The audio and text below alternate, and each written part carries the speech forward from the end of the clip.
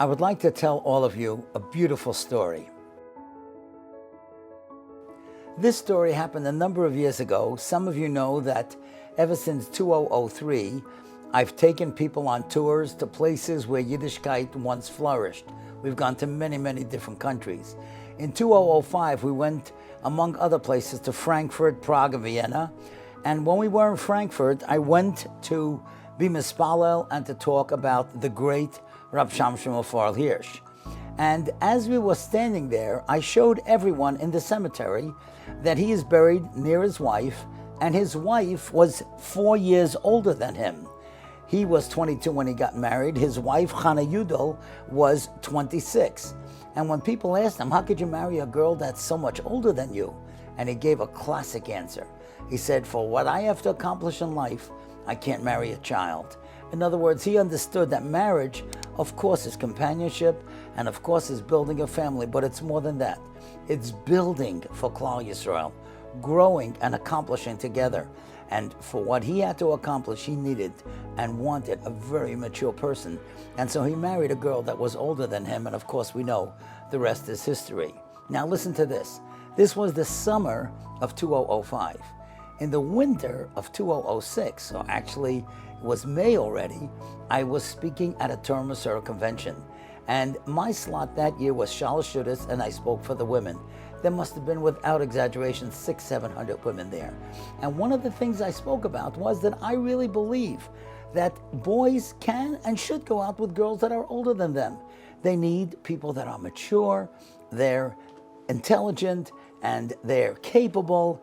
They would make better mothers and better wives, and at that capacity already, they're probably earning more than they first earned when they're 21 and 22. I thought it would be a great idea. And I proposed it, and I said the story about Rav Paysach Krohn, that he said for what he has to accomplish in life, he can't marry a child. Well, wouldn't you know it, 3 weeks later, I get a call from a lady in Lakewood. I didn't even know who she is. And she says, Rabbi Krohn, I want to thank you for making my son's shidduch. I said, who are you? Have we ever spoken before? She said, I want you to know I am a machanechas in Lakewood for years. I've never gone to a Torah Masorah convention. This year I went, and I heard what you had to say. And I want you to know something. My son, who was 24, was read a shidduch to a girl 26. I wasn't going to let him go out with a girl that was 2 years older than him, but I hadn't really discussed it with him at that point. But when I heard what you said, I was thinking, maybe you're right. And then I found out that the girl is a direct descendant of Rav Paysach Krohn. So I didn't tell my son anything. I told him he should go out. She's the descendant of Rav Paysach Krohn. And you know something? 3 weeks later, they got engaged. And she said, I am so happy that I heard your speech, because now my son is engaged to this wonderful, wonderful girl.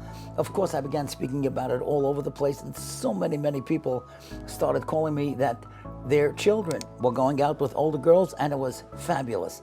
And of course, the girls who are a little bit older felt now they're back in the ballpark, right? Now listen to this, you won't believe it. In the summer of 2006, right? So we're back in Frankfurt, and the first day of the trip, we were going to go to the kever of Rav Paysach Krohn. And then that afternoon, before we went, the day before we were going there, that afternoon when we arrived, Mrs. Esther Tatelbaum, she was on the trip. She said, you know what, Rabbi Krohn, you're not going to believe this. That couple that got engaged, because of what you said at the Torah Masorah convention, they're getting engaged, they're getting married tonight, Tu B'Av, the 15th day of Av. Could you believe it? And it's only because of what you said.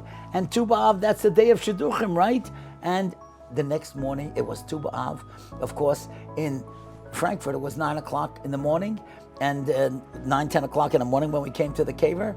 They had gotten married the night before in Lakewood, and also, obviously, Tu B'Av. And of course, we didn't dance and sing in the cemetery, but when we went outside, I can still picture it.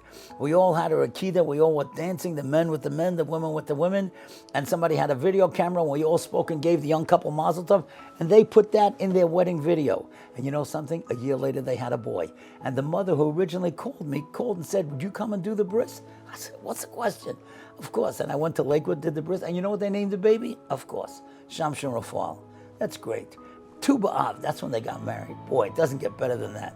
And that's the reason that I'm talking to all of you. Because this year, Tu B'Av, I want all of us to come together. We're going to daven.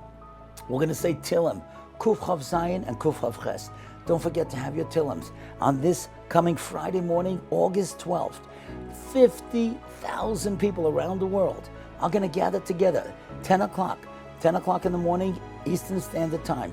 Make sure you come together, you're watching, and you can go on the website, Tu B'Av Together, TUBAV together.com, and you'll go on to that and you'll see Yad Lachem is a great organization. It's certainly worthy of our support because they're involved in this already for years. Not only the Pidyon Shvuyim, you'll see what they do, but they have put this together so that we could all daven together and be inspired. There's going to be a mashlachas, there's going to be a group of people going to Amuka, the Keva or Rabbi Yonasan ben Azil.